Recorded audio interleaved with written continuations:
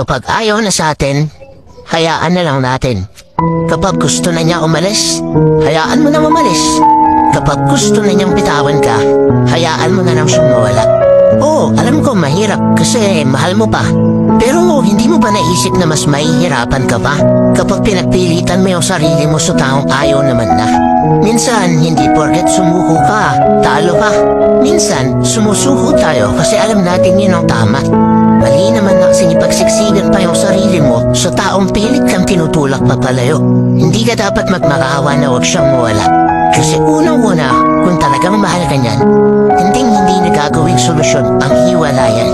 Kaya ikaw, kung alam mong isa mo na lang lumalaban para sa relasyong akala mo'y walang hangganan, kung alam mong ikaw na lang yung nagmamahal sa inyong dalawa, mulang hayaan yung sarili mo na magmukha pang tanga.